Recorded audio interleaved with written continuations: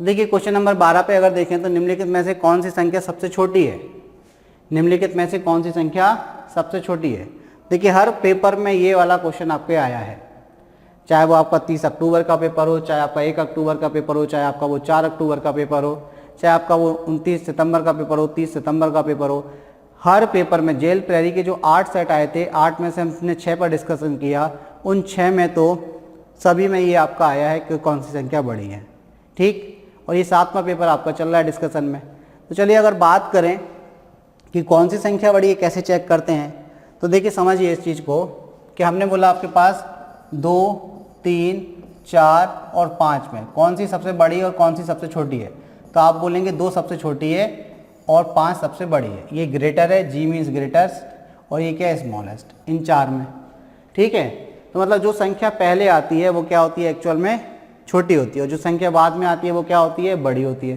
तो ये बात तो हमें समझ में आ गई कि कौन सी बड़ी होती है, जो संख्या बाद में आती है वो बड़ी होती है, जो पहले आती है वो छोटी होती है। अब अगर हम बात करें कि आपको एक एग्जाम्पल दे दें, हमने लिखा 1, 2, 3, 4, 5, और फिर हमने लिखा 1, 2, 3, 5, 4, फिर हमने लिखा 1, 2, 3, 6, 4, फिर हमने लिखा 1, 2, 4, 6, 8। अब आपको इसमें बताना है कि स्मॉलेस्ट यानी कि सबसे छोटी, आपको क्या बताना है, स्मॉलेस्ट यानी कि सबसे छोटी, और ग्रेटेस्ट यानी कि सबसे बड़ी। आपको इसमें क्या बताना है, सबसे छोटी और सबसे बड़ी संख्या आपको बताना है कि इनमें सबसे छोटी और सबसे बड़ी संख्या कौन सी है। तो आप देखिए सबसे पहले कंपैरिजन कहाँ से करेंगे, आप लेफ्ट साइड से। ध्यान रखना नंबर पढ़े जाते हैं राइट साइड से। जैसे अगर हम पढ़ते हैं नंबर को तो हम बोलते हैं इकाई, दहाई, सैकड़ा, हज़ार, तो हमें इकाई दहाई से अंकों को कंपैरिजन नहीं करना है। कंपैरिजन कहाँ से होगा, लेफ्ट साइड से। तो हम सबसे पहले देखेंगे कि लेफ्ट साइड में पहला डिजिट क्या है। तो पहला डिजिट यहाँ पर 1 है, 1 है, 1 है और 1 है। तो सभी के डिजिट यदि 1 है तो कंपैरिजन कर पाएंगे क्या आप, बिल्कुल नहीं कर पाएंगे। आप क्या कहेंगे, सभी बराबर हैं 1 के माध्यम से। अब दूसरा डिजिट देखें, यहाँ पर 2 है, यहाँ भी 2 है, यहाँ भी 2 है, यहाँ भी 2 है, तो आप बता पाएंगे कौन सा बड़ा है, बिल्कुल नहीं बता पाएंगे। तीसरे डिजिट पर अगर आएँ तो यहाँ 3 है, यहाँ 3 है, इधर 3 है और इधर 4 है। तो बताइए 4 किससे बड़ा होता है, 3 से बड़ा होता है ना, क्योंकि 3 पहले आता है 4 बाद में आता है, तो 4 बड़ा होता है 3 से। तो कौन सा बड़ा हो गया नंबर, इन चारों में सबसे बड़ा तो क्या आ गया आपके पास, ये वाला ऑप्शन। यानी कि अगर हम इनको ऑप्शन दे दें A, B, C और D, अगर हम इनको नाम दे देते हैं तो आपका ऑप्शन डी सबसे बड़ा नंबर हो गया, ग्रेटेस्ट नंबर हो गया ऑप्शन डी। क्लियर हो गई। इन चारों में सबसे बड़ी की अगर बात करें तो वो तो हमने निकाल दी कि डी ऑप्शन हो गया। अब स्मॉलेस्ट की बात करें सबसे छोटी की, तो 3 अंक हमने चेक कर लिए। अब फिर से नहीं करना, नहीं तो आप पहले अंक से करना शुरू करते हैं।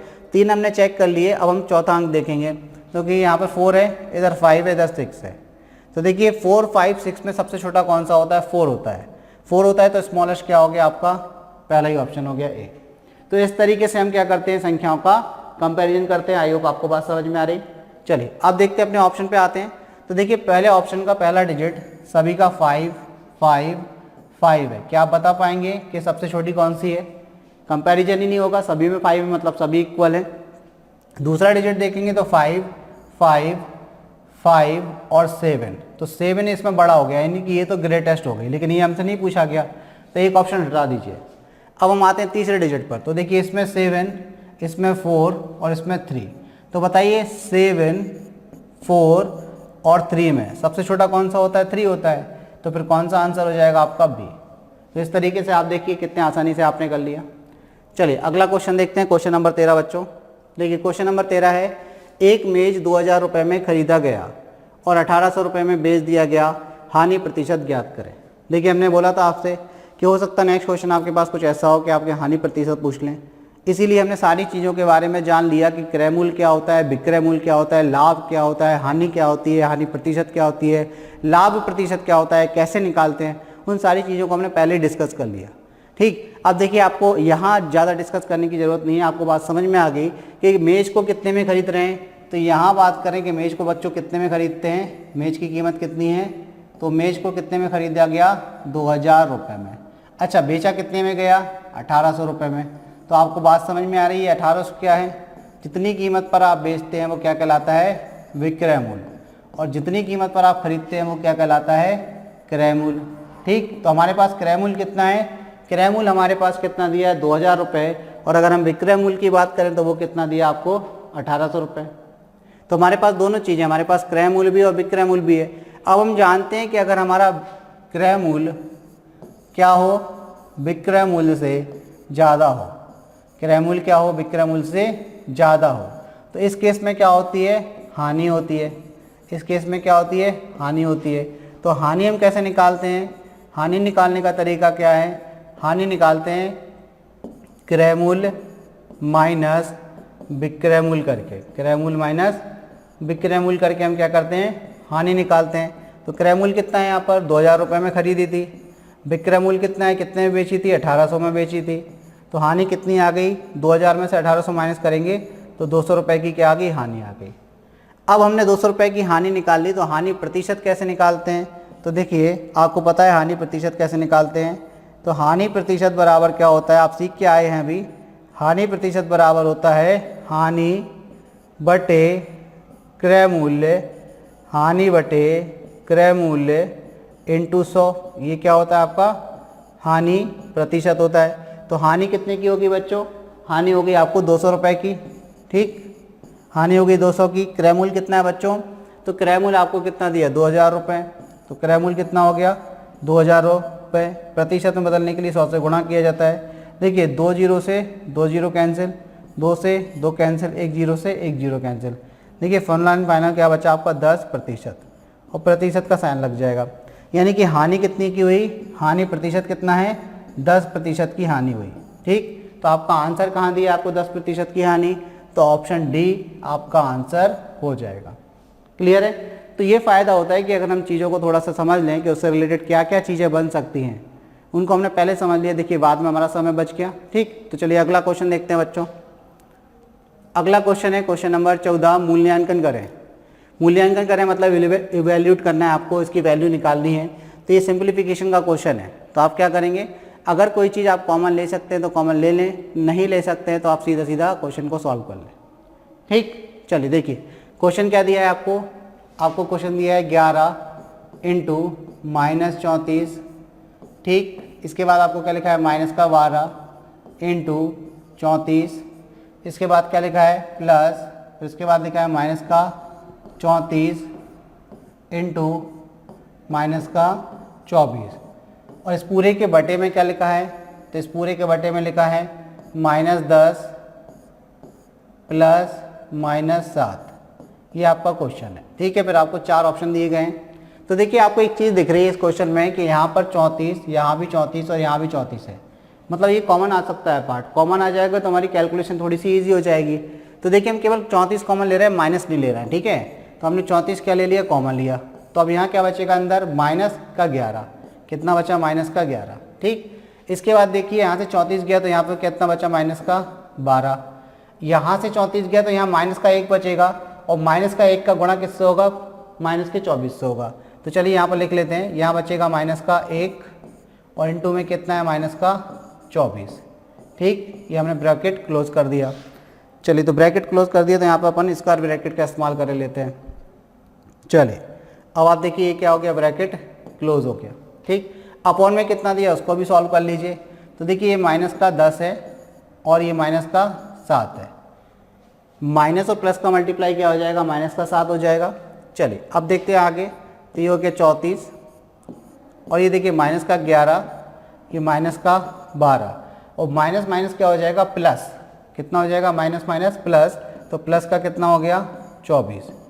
और इस पूरे के बटे में कितना हो गया, देखिए माइनस प्लस हो जाएगा 17, माइनस क्या हो गया, प्लस हो गया, प्लस का 17 हो गया।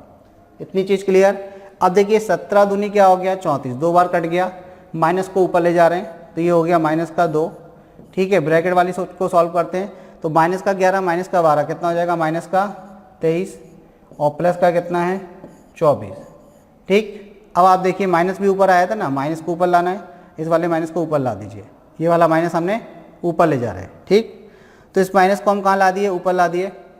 अगले स्टेप में लाए हैं बच्चों, तो अगले स्टेप में लिखेंगे उसको। तो अब ये देखिए क्या हुआ, -2, ये कितना था, 24 में से 23 जाएगा बच्चों, 24 में से 23 जाएगा, कितना बचेगा, 1 बचेगा, वो भी कितना, प्लस का। मल्टीप्लाई करेंगे तो -2। देखिए क्या आंसर आया आपका, -2। -2 आपको कहाँ दिया है, ऑप्शन डी में। तो जब सिंप्लीफिकेशन के क्वेश्चन आएंगे आपसे बार बार बोला जा रहा है आपको ज़्यादा दिमाग नहीं लगाना है, जहाँ दिमाग लगाने की गुंजाइश होगी वहाँ लगा देंगे अपन। और ये सिंपल क्वेश्चन था तो हमने आपको सिंपल ही कर लिया, बस आपने एक चीज़ नोट की कि यहाँ सभी पदों में क्या था, 34 कॉमन था, तो 34 हमने कॉमन ले लिया। क्लियर। चलिए तो अगला क्वेश्चन देखते हैं। अगला क्वेश्चन है क्वेश्चन नंबर 15। यदि m बराबर -3 हो तो आपको m minus M into 3 minus 5m और बटे में m का मान ज्ञात करना है। ठीक, ये आपको कंडीशन दी है। तो देखिए यहाँ भी दो पद दिए हैं। पद कैसे डिफाइन होते हैं आपके, जब माइनस लग गया ना तो ये मल्टीप्लाई में है, तो एक पद ये हो गया एक पद ये, और दोनों में से क्या m कॉमन आ रहा है। तो देखो m कॉमन अगर आ गया तो एक m तो खत्म ही हो जाएगा आपका। तो ये भी देखिए m बराबर -3 हम रख देंगे तो क्वेश्चन सॉल्व हो जाएगा। देखिए क्या दिया है आपको क्वेश्चन दिया है m माइनस एम और ब्रैकेट में दिया है 3 माइनस 5m और इस पूरे के बटे में कितना दिया आपको m दिया। ठीक, चलिए ये हमारा क्वेश्चन है। अब देखिए यहाँ से m और यहाँ से m, पूरे से m कॉमन आ रहा है, मतलब ये अंदर से नहीं लेना है, इसके मल्टीप्लाई में मतलब यहाँ से m बाहर चला जाएगा। तो m कॉमन लिया तो बचा कितना, यहाँ तो 1 बचा, माइनस का यहाँ कितना बचा 3 माइनस 5m, ये ब्रैकेट में बचेगा। ठीक है, और ये बड़ा वाला ब्रैकेट लगा दीजिए। क्लियर। और पूरे के अपॉन में कितना है m। तो यहाँ से फ़ायदा क्या हुआ कि एक m से m कट गया, हमारी कैलकुलेशन का थोड़ा समय बच जाएगा कि हम 3 उसकी जगह पे भी रखते। तो आप देखिए यहाँ क्या बचा, माइनस का मल्टीप्लाई अंदर कर दीजिए, माइनस का 3 प्लस का 5m। ये पूरा क्वेश्चन इस तरीके से कन्वर्ट हुआ और ये हो गया माइनस का 2 प्लस का 5m। अब m की वैल्यू रख दीजिए। m की वैल्यू आपको बच्चों कितनी दी, -3। m की वैल्यू कितनी दी, -3। तो ये देखिए माइनस का 2 है और प्लस का 5 इंटू माइनस का 3 कर देंगे तो कितना हो जाएगा, माइनस का 2, 5 दिए 15, माइनस का 15 हो जाएगा, और 15 और 2 को जोड़ेंगे तो माइनस का 17। तो माइनस का 17 आपका क्या हो गया, आंसर हो गया। तो माइनस का 17 किस ऑप्शन में दिया है आपको, ऑप्शन बी में। तो इस प्रकार देखिए ये क्वेश्चन भी काफ़ी ईजी आया था, सिंप्लीफिकेशन का क्वेश्चन है। बस एक चीज़ आपने ध्यान रखी क्या, कि भाई ये दो संख्याएं थी m माइनस एम इंटू में, तो इंटू में मतलब यहाँ से m चला जाएगा और वहाँ से m चला जाएगा। तो यहाँ कितना बचा 1 और यहाँ कितना बचेगा ब्रैकेट में 3 माइनस 5m। फिर हमने क्या किया, ब्रैकेट हटा दिया तो माइनस का गुणा अंदर कर दिया। अब माइनस का गुणा जैसे ही आपने अंदर किया तो आप देखिए क्या आ गया, ये माइनस का 3 हो गया, ये प्लस का 5m हो गया। m की वैल्यू -3 रख दी तो माइनस का 15 हो गया, माइनस का 2 माइनस का 15 जोड़कर क्या होगा, माइनस का 17। आपका आंसर क्या आ गया बी। तो देखिए काफ़ी अच्छे क्वेश्चन, इजी क्वेश्चन है। चलिए अगला क्वेश्चन देख लेते हैं बच्चों। क्वेश्चन नंबर 16, हल कीजिए और आप हल में देखिए कि सभी जगह कहीं भी आपके जो चारों ऑप्शन है वो ऑप्शन क्या है, 6 की घात के रूप में है। मतलब ऑप्शन को अगर आप देख लेंगे तो आपको थोड़ा सा फ़ायदा मिल जाएगा। कभी कभार क्या होता है हल करने में हम सीधा मल्टीप्लाई कर देते हैं, घात के रूप में नहीं देख पाते, तो ऑप्शन ज़रूर देखना है। ये 6 की घात के रूप में, यानी कि पूरे क्वेश्चन को आपको 6 की घात के रूप में कन्वर्ट करना है, पहली चीज़। अब कैसे कन्वर्ट होगा तो चलिए देखते हैं। देखिए हमारे पास क्वेश्चन क्या है, ये हल करो यानी कि सिंप्लीफिकेशन का क्वेश्चन, 2 की घात 3 इंटू 3 की घात 3 और उसकी होल घात कितनी दी है, 2 दी, और इंटू में कितना दिया, इंटू में आपको 9 इंटू 4 दिया, इंटू 9 इंटू कितना दिया, 4 दिया। चलिए अब इसका सॉल्यूशन देखते हैं कैसे होगा। तो देखिए पहली चीज़ तो इसमें क्या अप्लाई हो जाएगी, यहाँ पर 2 की घात 3 और उसकी होल घात कितनी हो जाएगी, 2 इंटू 3 की घात 3 और उसकी होल घात कितनी हो जाएगी, 2। ठीक, इंटू आप इसको लिख सकते हैं 9 को 3 की घात 2 और 4 को आप लिख सकते हैं 2 की घात 2। ठीक, इतनी चीज़ क्लियर। 9 को हमने क्या लिख दिया, 3 की घात 2 और 4 को क्या लिख दिया, 2 की घात 2 लिख दिया। अब ये चीज़ कैसे आई, इस चीज़ को और समझ लें। हम जानते हैं x इंटू वाई की होल पावर यदि क्या दी है आपको, m दी है, तो वो हो जाती है x की पावर m इंडिविजुअल अलग अलग इंटू वाई की पावर m। क्या हो जाती है, x की पावर m और y की पावर। अगर ये x है और ये y है तो इसकी होल पावर उस पर पावर के रूप में आ गई। अब इसके बाद एक और एप्लीकेशन लगाने वाला, एक और प्रॉपर्टी लगाने वाले हम, क्या, x की पावर m उसकी होल पावर अगर n है तो क्या हो जाता है बच्चों, x की पावर m इंटू n हो जाता है, x की पावर m इंटू n हो जाता है। ठीक, तो देखिए m इंटू n हो जाएगा ये x की पावर। तो चलिए देखिए अब इन दोनों में सेम ये वाली प्रॉपर्टी लग जाएगी सेकंड, तो ये कितना हो जाएगा, 3 दूनी 6 यानी 2 की पावर 6। ये कितना हो जाएगा, 3 की पावर 6 और ये कितना है, 3 की पावर 2 और ये कितना है, 2 की पावर 2। ठीक, अब आप देखिए आधार समान हो तो गुणा में घातें जुड़ती हैं, आधार समान है तो गुणा में घातें जुड़ेंगी। तो देखिए यहाँ पर क्या लगेगा, 2 की घात 6 प्लस 2 हो जाएगा इंटू, ठीक है, यहाँ क्या हो जाएगा 3 की घात 6 प्लस कितना हो जाएगा 2। तो ये आपका हो गया 2 की घात 8 इंटू 3 की घात 8, कितना हो गया 2 की घात 8 इंटू 3 की घात 8 हो गया।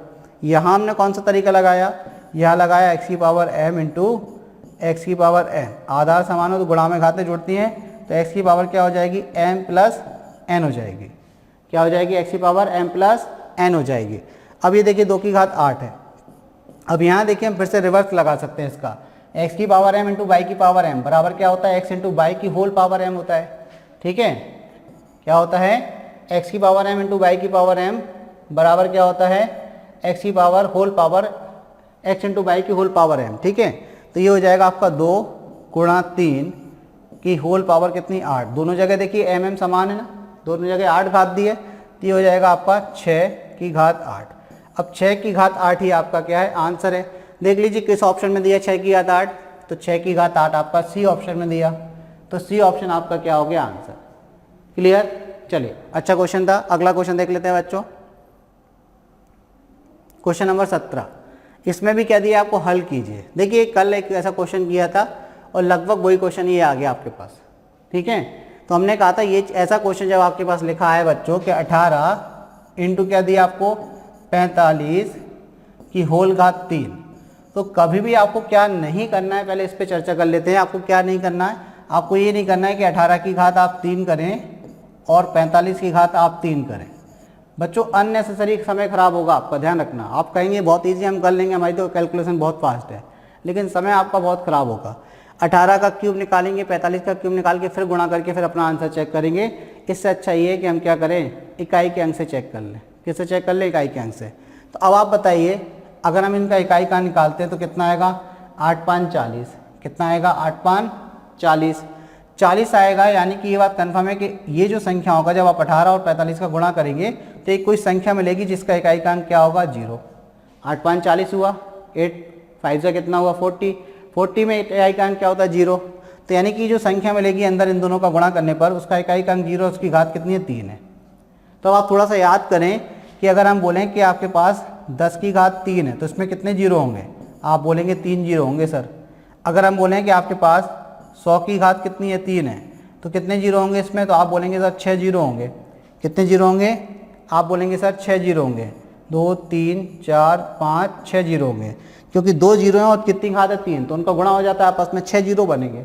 तो अब आप बताइए यहाँ केवल 1 जीरो है और घात कितनी है 3 है, तो आपका अब जो आंसर आएगा जब आप इसका घात क्यूब करोगे पूरी संख्या का, तो जो आपका आंसर आएगा काफ़ी बड़ी संख्या आएगी। उसका इकाई के अंक, दहाई के अंक और सैकड़े का अंक तीनों क्या होंगे, जीरो होंगे। उसमें इकाई, दहाई और सैकड़े का अंक तीनों क्या होंगे, जीरो होंगे, क्योंकि यहाँ पर जीरो है। जीरो यानी कि अंत में आप क्यूब कर रहे हो तो अंत में कितने 3 जीरो मिलेंगे। तो 3 जीरो वाला ऑप्शन देख लीजिए किस में है। पहले ऑप्शन में 3 जीरो है क्या, बिल्कुल भी नहीं है, पहला ऑप्शन कैंसिल हो गया। अच्छा दूसरे ऑप्शन पे आते हैं, 3 जीरो हैं क्या, बिल्कुल नहीं है, दूसरा ऑप्शन भी कैंसिल हो गया। अच्छा तीसरे ऑप्शन की बात करें तो तीसरे ऑप्शन में 3 जीरो हैं क्या, बिल्कुल है, तो तीसरा ऑप्शन ही आपका आंसर हो गया। चौथे को और देख लीजिए, चौथे में कितने 2 जीरो हैं, तो चौथा भी आपका आंसर नहीं है। अब आपके बाद दिमाग में बात जा सकती है सर अगर 2 में आ गया तो क्या करें। 2 में आ जाएगा तो 3 जीरो के बाद हम चौथा अंक यानी कि इकाई, दहाई, सैकड़ा, हजार का अंक चेक कर लेंगे, ठीक है। ऐसा कोई क्वेश्चन बनेगा तो आपको करा दिया जाएगा। फिलहाल आप देखिए इसी बेस पर पूछा गया, इससे ज़्यादा टफ आपसे नहीं पूछा गया, तो अननेसेसरी आपको चिंता भी करने की ज़रूरत नहीं है। बात आपको समझ में आ गई इकाई के अंक से कैसे चेक किया। हमने सबसे पहले 8 और 5 का गुणा किया तो 40 हुआ। 40 में इकाई का अंक क्या होता है, 0 होता है। तो मतलब ये बात कन्फर्म है कि इस संख्या का जब आप गुणा करेंगे तो आपको एक संख्या मिलेगी 18 और 45 का गुणा करने पर। 18 और 45 का गुणा करने पर एक जो संख्या मिलेगी उसका इकाई का अंक क्या होगा, 0 होगा। अब इकाई का अंक 0 होगा तो 18 45 का गुणा आएगा या कोई संख्या आएगी उसकी घात कितनी है 3। तो हमें पता है कि 10 की घात 3 में 3 जीरो होते हैं, 100 की घात 3 में 6 जीरो होते हैं। तो अब आप बताइए अगर यहाँ 0 की घात 3 है मतलब 1 जीरो है 3 घात है तो कितने जीरो होंगे इस संख्या के अंत में, 3 जीरो होंगे। तो 3 जीरो वाला ऑप्शन हमने चेक कर लिया, कौन से ऑप्शन में दिया है, ऑप्शन सी में। क्लियर। चलिए बच्चों अगला क्वेश्चन देखते हैं। अगला क्वेश्चन है क्वेश्चन नंबर 18। तो देखिए क्वेश्चन नंबर 18 क्या कह रहा है आपसे। क्वेश्चन नंबर 18 है 9/12 इनके मध्य निहित है, यानी कि 9/12 इनके मध्य निहित है। आपको 4 ऑप्शन दिए गए। आपसे ये पूछ रहा है क्वेश्चन में भैया कि ये जो 9/12 है, ये जो 9/12 है बच्चों, किन दो संख्याओं के बीच में स्थित है। आपसे ये पूछ रहा है ये 9/12 किन दो संख्याओं के बीच में स्थित है। तो आप देखिए क्या करेंगे, सबसे पहले 9/12 को आप दशमलव रूप में कन्वर्ट कर लीजिए। यानी कि आपके पास संख्या क्या थी 9/12। अगर आप इसको 3 से काटोगे, 3 से 4 बार कट जाएगा, तो ये कितना आ जाएगा 3/4। और 3/4 का दशमलव रूप क्या होता है, 4 से भाग देंगे तो दशमलव लग जाएगा। पहले तो दशमलव लग गया, 0.4 सत्ते 28, 4 पंचे 20। यानी कि हम लिख सकते हैं 9/12 को, 9/12 कितना होता है 0.75। अब आपको क्या करना है, आपको ये देखना है कि पहले ऑप्शन, दूसरे ऑप्शन, तीसरे ऑप्शन और चौथे ऑप्शन में से ये 4 ऑप्शन आपको दिए गए हैं, इन दो संख्याओं के बीच में यदि 0.75 आता है तो हमारा आंसर पहला हो जाएगा, नहीं तो दूसरा, तीसरा और चौथा में से चेक करेंगे। ठीक, तो चलिए पहला ऑप्शन हमारे पास क्या है, पहले ऑप्शन में हमारे पास दिया है 5/6। ठीक, अब इसको दशमलव रूप में कन्वर्ट करते हैं तो दशमलव लग जाएगा सबसे तो पहले, और ये कितना हो जाएगा 50, 6 8 48, कितना बचेगा 2, तो 20 हो जाएगा, 6 तिया 18। तो 5/6 कितना था 0.83। अब बात करते हैं दूसरा नंबर क्या है 7/8। भाग फिर से नहीं जाएगा, दशमलव लग जाएगा तो 0 दशमलव कितना हो जाएगा, ये 70 हो जाएगा। तो 8 अढ़ैया 64, 8 अढ़ैया 64 हो जाएगा। कितना बचेगा भाई 6 बचेगा, 60 हो जाएगा, 8 सत्ते 56। यानी कि जो हमारी संख्या है वो कितनी है 0.83 और 0.87। और आपसे पूछा क्या है गया है, आपसे पूछा गया है 0.75। तो बताइए 75 तो इससे पहले होगा कहीं। ठीक है, तो पहला ऑप्शन आपका आंसर नहीं हो सकता। ठीक, इसके बीच में 0.75 नहीं आएगा। चलिए दूसरे ऑप्शन की तरफ बढ़ते हैं। दूसरा ऑप्शन क्या दिया है बच्चों, दूसरा आपका आपके पास 9/10। 9/10 का मतलब होता है आपका बेटा 0.90। ठीक है, फिर अगला आपको दिया है 10/9, तो ये आपका 1 दशमलव में पहुंच गया, 9 एकम 9 दशमलव, 9 एकम 9 समथिंग। तो ये इस तरीके से आएगा आपका। तो अब आप देखिए आपका कितना आ गया 0.11। तो आप देखिए 0.90 और 0.1 के बीच में क्या आपका 0.75 होगा, नहीं होगा, इससे पहले होगा। तो ऑप्शन बी भी आपका आंसर नहीं हो सकता। तो ऑप्शन बी भी आपका कट गया इस प्रकार से। अब हम आते हैं ऑप्शन सी की तरफ। तो देखिए ऑप्शन सी क्या है आपका, ऑप्शन सी में आपको दिया है 8/9। तो 8/9 में पहले तो आप दशमलव लगा दीजिए, दशमलव लगाया तो कितना हो गया 80। तो कितना करेंगे 9 8 72, 9 8 कितना हो गया 72, कितना बचा फिर से 8 बचा, 9 8 72, बिल्कुल सही। फिर अगला क्या दिया इसमें 5/7। तो देखिए यहाँ भी भाग नहीं जाएगा तो दशमलव लग जाएगा, तो ये हो जाएगा 50, 7 से 7 49, कितना हो जाएगा 7 7 49 होता है। 7 7 क्या होता है 49। तो देखिए 7 7 49 कर दीजिए, ये आपका भाग जाने पर क्या आ जाएगा 7 आ जाएगा, यहाँ पर 7 आ जाएगा। ठीक, तो 7 7 क्या होता है 49। तो भाई 7 7 49 कर दीजिए आप, हो गया। चलिए देखिए ये होगा 7 7 49। क्या बात हो रही है भाई, क्यों गड़बड़ कर रहा है ये। चलिए 1 मिनट रुकिए बच्चों, देखिए क्या करना है अपन को 7 7 49। तो 7 पे भाग दिए, 7 7 49 हो गया। और चलिए इसको छोड़ दीजिए, यहाँ देख लीजिए 7 7 49, 0.7 आ गया, 1 बचेगा तो 7 एकम 7। अब आप देखिए आपके पास जो नंबर मिले वो मिले 0.71 और अगला नंबर मिला 0.088। अब 7 1 के बाद कहीं 7 2 आएगा, 7 3 आएगा, 7 4 आएगा, 7 5 आएगा। तो अब आप देखिए इन दोनों नंबरों के बीच में 0.75 आ रहा है कि नहीं, इन दोनों नंबरों के बीच में 0.75 आ रहा है कि नहीं, बिल्कुल आ रहा है। तो आपका आंसर क्या हो जाएगा फिर सी। फिर आपको डी ऑप्शन चेक करने की आवश्यकता नहीं। तो मतलब आपने क्या किया इन क्वेश्चन में, सीधे सीधे अपने पहले दशमलव में संख्या निकालनी।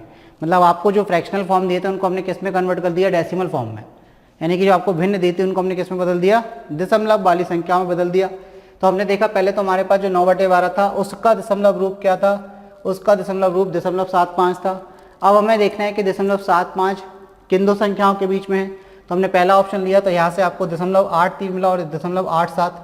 तो 0.83 और 87 के बीच में तो क्या होगा 8 4 होगा, 8 5 होगा, 8 6 होगा। 7 5 तो कहीं नहीं होगा, तो पहला ऑप्शन कैंसिल हो गया। दूसरा ऑप्शन हमने देखा तो 0.90 और 1.11 है, तो इसके बीच में भी कहीं नहीं होगा भाई, 9 से पहले आता है 7 5, ठीक है, 9 से पहले आएगा 7, तो ये भी इसमें ऑप्शन में भी नहीं है, दूसरा ऑप्शन भी कैंसिल हो गया। तीसरा ऑप्शन आपने देखा तो यहाँ 0.88 और 0.71 मिला, 0.71 के बाद 2 3 4 और 5 मिलेगा, उसके बाद 6 7 8, तो ये बहुत दूर है, तो इसके बीच में आपका आ गया 0.75, यानी कि आपका आंसर क्या हो गया 8/9 एवं 5/7। तो हमने देखा कि जो हमारी संख्या है 9/12 किन दो संख्याओं के बीच में स्थित है बच्चों, तो वो है 8/9 और 5/12 के बीच। चलिए ठीक है, क्लियर। अगला क्वेश्चन देखते हैं बच्चों। अब देखिए क्वेश्चन नंबर 9 देखते हैं। एक वर्गाकार प्लॉट का क्षेत्रफल 64 वर्ग मीटर है, प्लॉट की परिधि ज्ञात करें। प्लॉट किस शेप का है, सबसे पहले ये चीज ध्यान रखनी है आपको, प्लॉट जो है वो वर्ग के आकार का है, ठीक। अब हम जानते हैं कि वर्ग क्या होता है बच्चों, तो हम वर्ग जानते हैं कैसी भुजा होती है जिसकी सभी भुजाएं आपस में बराबर होती हैं, तो वो क्या कहलाता है, वर्ग कहलाता है। वर्ग की सभी भुजाएं आपस में कैसी होती हैं, बराबर होती हैं, तो ये एक आकृति वर्ग होती है। अब वर्ग में जितनी भी पॉसिबिलिटी होती है उन सबको हम समझ लेते हैं। वर्ग के बच्चों 2 विकर्ण होते हैं, क्या होते हैं, 2 विकर्ण होते हैं। एक विकर्ण अगर D1 है तो दूसरा विकर्ण क्या होगा, D2। विकर्ण कितने होते हैं, 2 विकर्ण होते हैं वर्ग के। अब विकर्ण क्या होता है, किसी भी आकृति का विकर्ण क्या होता है, उसके विपरीत शीर्षों को मिलाने वाली रेखा को हम विकर्ण कहते हैं।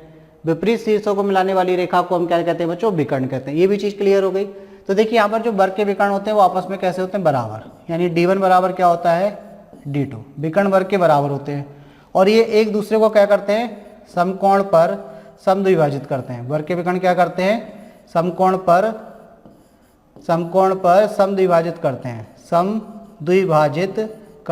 द्विभाजित करते हैं। वर्ग के विकर्ण एक दूसरे को समकोण पर समद्विभाजित करते हैं, मतलब एक दूसरे को किस तरीके से काटते हैं, 90 डिग्री के कोण पर काटते हैं और ये बराबर पार्ट में बढ़ जाता है इस तरीके से, तो ये समकोण पर समद्विभाजित करना कहलाता है।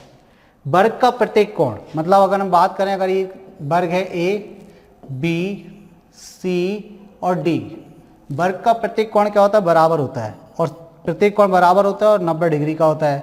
कोण A बराबर कोण B बराबर कोण C बराबर कोण D होता है, और प्रत्येक कोण की माप कितनी होती है, 90 डिग्री होती है, ठीक।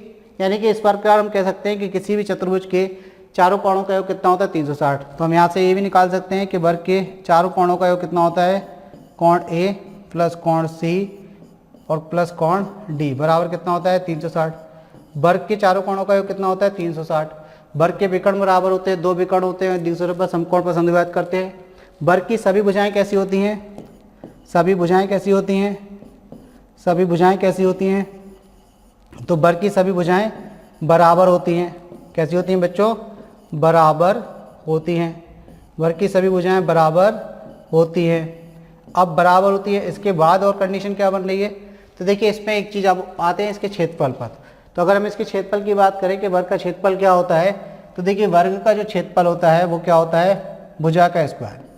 वर्ग का क्षेत्रफल क्या होता है, वर्ग का क्षेत्रफल होता है भुजा यानी कि A का स्क्वायर। अब वर्ग का परिमाप, यहाँ पर जो परिधि शब्द लिखा है बच्चों, एक्चुअल में परिधि शब्द वृत्त में इस्तेमाल होता है। वृत्त की जो बाउंड्री होती है, ये जो वृत्त का सर्किल जो बनता है, ये जो बाउंड्री होती है ये परिधि कहलाती है, ठीक है। ध्यान रखना, परिधि केवल किस में होती है, वृत्त में होती है। तो इसको आप रिप्लेस कर लेना किससे, परिमाप से। कोई भी अगर चतुर्भुज है, त्रिभुज है, तो उसमें क्या होता है, परिमाप होता है, परिधि नहीं होती है। हालांकि परिधि और परिमाप दोनों परिभाषा के हिसाब से एक ही हैं।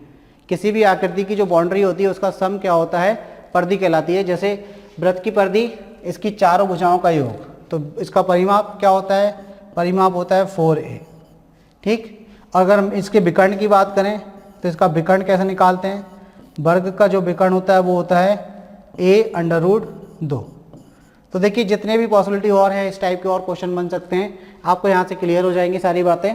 अब इन्होंने क्या दिया है, एक वर्गाकार प्लॉट है, एक वर्ग के आकार का क्या है, प्लॉट है। तो हमने बना लिया एक वर्ग के आकार का प्लॉट। इसका क्षेत्रफल, मतलब जितनी ये जगह घेरता है ये वाला एरिया, इसका प्लॉट का क्षेत्रफल कितना दिया आपको, ये दिया 64 वर्ग मीटर। कितना दिया, 64 वर्ग मीटर। अब इन्होंने बोला है कि वर्ग का परिमाप ज्ञात करें। परिमाप क्या है, तो परिमाप ज्ञात करने के लिए आपको किस चीज़ की आवश्यकता है, भुजा यानी कि A की। तो भुजा कैसे निकलेगी, क्षेत्रफल से। हम जानते हैं वर्ग का क्षेत्रफल क्या होता है, क्षेत्रफल क्या होता है बच्चों, क्षेत्रफल होता है ए स्क्वायर। ठीक, अब ए स्क्वायर की वैल्यू आपको कितनी दी है 64, तो ए की वैल्यू कितनी आ जाएगी, आप अंडर रूट क्या कर देंगे 64। ठीक है, अंडर रूट 64 कर देंगे तो यहाँ से कितना आ जाएगा 8 मीटर क्या आ गई, वर्ग की भुजा आ गई उस प्लॉट की, जो वर्गाकार प्लॉट है उसकी भुजा कितनी आ गई 8 मीटर आ गई। यहाँ तक कोई दिक्कत नहीं। चलिए क्षेत्रफल से हमने क्या निकाल लिया, भुजा निकाल ली, यानी कि ए की वैल्यू कितनी आ गई 8 आ गई। अब आपको क्या निकालना है, परिमाप। तो परिमाप कैसे निकलेगा, तो आप जानते हैं परिमाप क्या होता है 4 इंटू भुजा, तो भाई 4 कितना और भुजा कितनी 8। ठीक, तो 8 चौक कितना हो जाएगा 32 मीटर। तो परिमाप क्या निकल कर आ गया 32 मीटर। चलिए देख लीजिए किस ऑप्शन में दिया है 32, तो 32 आपको दिया ऑप्शन बी में। क्लियर है सारी बातें। देखिए इसके अलावा जो एक्स्ट्रा चीज़ें हैं वो आपको इसलिए बताई जा रही हैं क्योंकि इनसे रिलेटेड भी क्वेश्चन बनते हैं और आए हुए हैं पेपरों में। कहीं कुछ पूछ लेते तो कहीं कुछ, आपके सेट में कुछ आपसे क्षेत्रफल दे दिया, परिमाप पूछ लिया, किसी के में परिमाप दे देंगे क्षेत्रफल पूछ लेंगे, तो या किसी के में परिमाप दे देंगे आपसे विकर्ण पूछ लेंगे। तो विकर्ण हम कैसे निकालेंगे, तो विकर्ण आपके पास ए अंडर रूट 2 होता है। जैसे हमने बोल दिया कि वर्ग का क्षेत्रफल कितना है 64, यही क्वेश्चन आपको दे दिया, एक वर्गाकार प्लॉट है जिसका क्षेत्रफल कितना है 64 वर्ग मीटर है, तो उसका आपको परिधि या परिमाप ना पूछ के हम आपसे बोल दें कि विकर्ण ज्ञात करें। आप क्या ज्ञात करें, विकर्ण ज्ञात करें। इसी क्वेश्चन को हमने आपको चेंज करके दे दिया। देखिए तो हमें क्या चीज़ पता होना चाहिए, विकर्ण पता होना चाहिए ना, अगर नहीं पता होगा फिर समस्या जाएगी। तो देखिए इसी क्वेश्चन को कैसे करेंगे, फिर आपको पता है क्षेत्रफल दिया, क्षेत्रफल कितना दिया बच्चों, क्षेत्रफल दिया है आपको 64 मीटर स्क्वायर। ठीक है, तो हम जानते हैं ए स्क्वायर बराबर कितना, तो 64। आप सेम वही तरीका लगाएंगे, ए की वैल्यू कितनी आ जाएगी यहाँ से 8 मीटर। तो अब आपसे क्या पूछा गया, विकर्ण। तो आप बताइए विकर्ण कैसे निकालते हैं, तो विकर्ण का आपको फॉर्मूला पता होना चाहिए। विकर्ण क्या होता है, ए अंडर रूट 2। विकर्ण कितना होता है, ए अंडर रूट 2 होता है। तो अब ए की वैल्यू कितनी है 8 है, तो 8 अंडर रूट क्या हो जाएगा 2 मीटर। ये आपका विकर्ण हो जाएगा, ये आंसर हो जाएगा अगर आपसे विकर्ण पूछ लेते तो। क्लियर है सारी बातें। चलिए तो इस पेपर में जो आपसे लास्ट क्वेश्चन पूछा गया है, क्वेश्चन नंबर 20, उसको देखते हैं कि क्या पूछा गया है। देखिए क्वेश्चन आपको दिया है तो समीकरण है, एक समीकरण को तो आपको दिए x/2 प्लस y/5 बराबर 12। ठीक, और दूसरी समीकरण क्या दी है 4x/3 माइनस y/3 बराबर 19। तब x और y के मान ज्ञात करने हैं, तब x और y के मान ज्ञात करने हैं। चलिए तो आप समीकरण लिख लीजिए, क्या क्या समीकरण दी है आपको।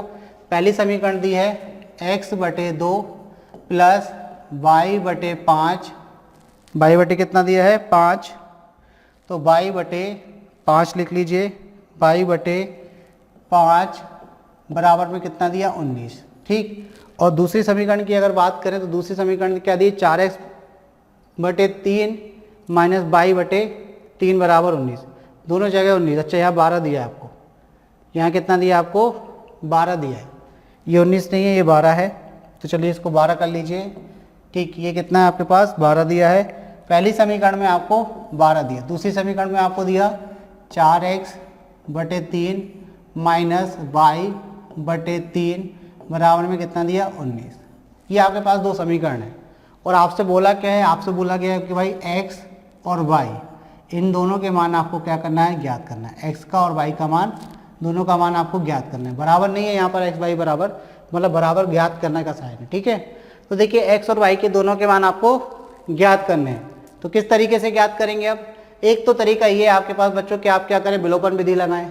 विलोपन विधि के लिए आपको इक्वेशनें बनानी पड़ेंगी, तो आप एलसीएम लोगे, यहाँ पर एलसीएम लोगे 10 आएगा, तो ये कितना हो जाएगा 5x, ये कितना हो जाएगा 2y बराबर में कितना 12।